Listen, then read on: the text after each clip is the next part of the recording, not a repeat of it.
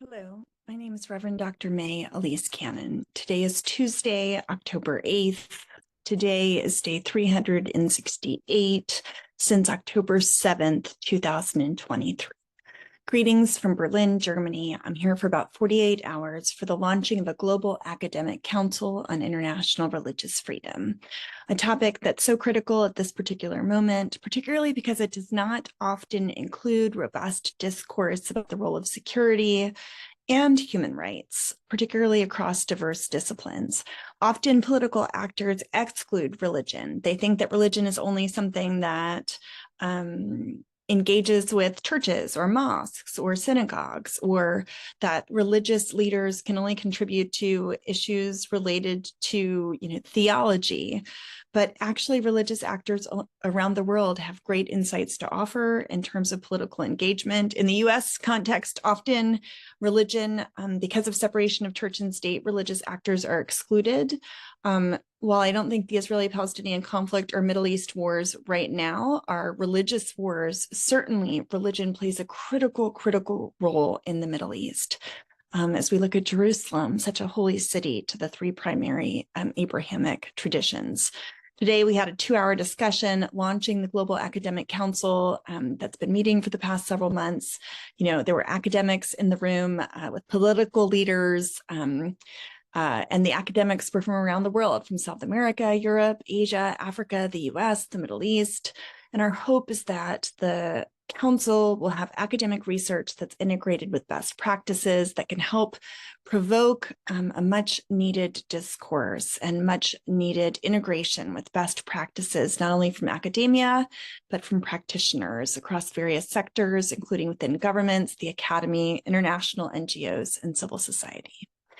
Meanwhile, in terms of what's going on in the Middle East, and my encouragement to you is use this as motivation for prayer. We wait for the possibility of an Israeli response to the previous attack from Iran. The good news is we hear whispers that perhaps calmer minds may prevail as of, what time is it? In Germany, it's close to midnight. As of yet, Israel has not attacked Iran, but other updates, the Israeli Defense Forces reported that 180 rockets were detected toward Israel in the past day. Israel also struck southern Beirut's Dahiya and Lebanon's eastern Bekaa Valley. The IDF ordered northern Gaza's Kamal Adwan Hospital in Beit Lahia to evacuate within the next 24 hours. This is further evidence of that full evacuation that we've been talking about in northern Gaza. And The Guardian actually reported that 3 hospitals in northern Gaza received evacuation orders. ActionAid said that they're gravely alarmed by the reports from Gaza's health ministry that the Israeli army ordered the full evacuation of Al-Wada, the Indonesian, and Kamal Adwan hospitals in North Gaza. Syrian media reported that 7 civilians were killed in a Damascus airstrike, including a woman and children, and 11 people were wounded. Netanyahu actually blocked Gallant traveling to the US, which was intended to be discussions around the possibility of an Iran strike. Senior US officials voiced increasing criticism of the possibility.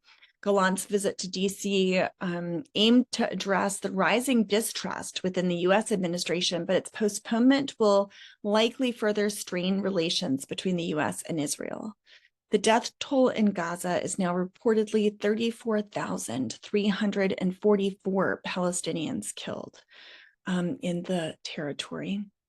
The IDF spokesperson Hagari said today that in response to media questions that hostages remain a top priority. Families and the Hostage Families Forum would disagree that hostages have been a priority, but that's what he said.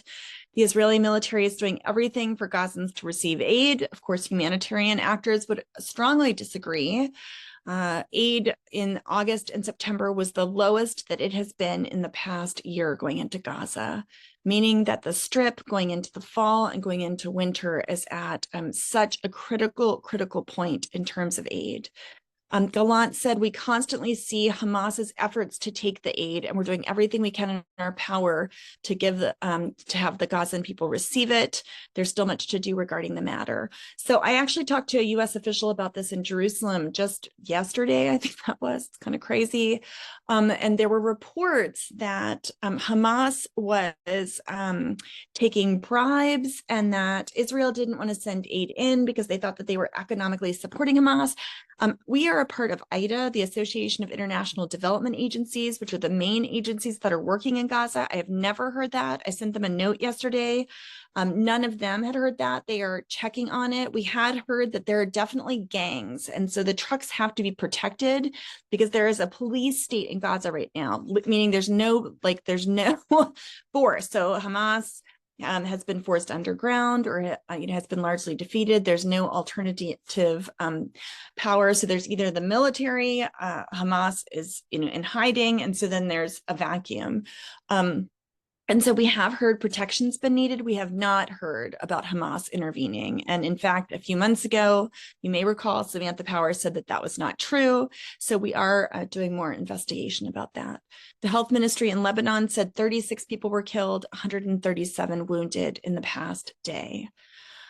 At least 1,400 people in Lebanon, including civilians, medics, and Hezbollah fighters, have been killed, and 1.2 million people displaced from their homes, according to Lebanese officials. In South Lebanon, an Israeli airstrike on Sunday killed 10 firefighters, which was the latest in a series of attacks that killed dozens of first responders. Yesterday, families of Israeli hostages still held in Gaza gathered near Netanyahu's Jerusalem residence and stood during a 2-minute siren, which replicates a custom that happens in Israel on Holocaust Remembrance Day and Memorial Day. And if you've ever been there, it is quite a profound sight to see. People literally stop in the middle of the road, in the middle, stop everything. They step outside of their cars. It's silent except for everything just stands still, this 2-minute siren. And so this was replicated in memory of the lives lost on October 7th. And out of 251 people taken hostage on that day last year, an estimated 97 people are still held within the Gaza Strip. The Israeli military has said that at least 34 of those 97 are dead. On behalf of all of us at Churches for Middle East Peace, we want to thank those of you who were able to join us yesterday for our ecumenical service of lament, commemorating the official 1-year date of October 7th, the deaths of roughly 1,200 people that day, all of the hostages that were taken, the death and destruction that has since happened in Gaza, the massive, massive, massive killings, the death of the more than 700 people in the West Bank since October 7th, all of those in Israel who have been killed, those I just mentioned, the 1,400 people in Lebanon just over the past couple of weeks, the deaths in the broader Middle East. May all of those who have died, may their memories be a blessing. The prayer vigil provided a space for care and community. We're so grateful for all who took part. We had several hundred people join us live. You can watch that video online. We hope that it will encourage you and encourage even more people with a message of peace, justice, and solidarity. We had so many words of encouragement and support that reminds all of us that we're not alone in this journey of lament and solidarity.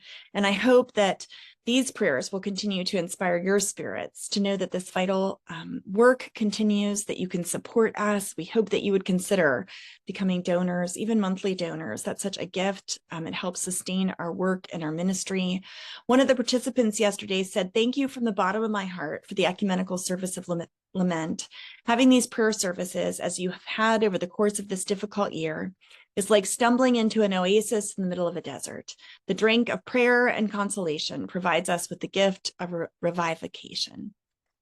Another participant said, "I send healing love to those suffering from wars throughout the world daily. Thank you for doing the same in this service." So that's our hope and prayer, the healing love of God to each of you, to all who are suffering, to all who are in pain. May God bring peace, solace, and an end to war. Come quickly, Lord Jesus, come.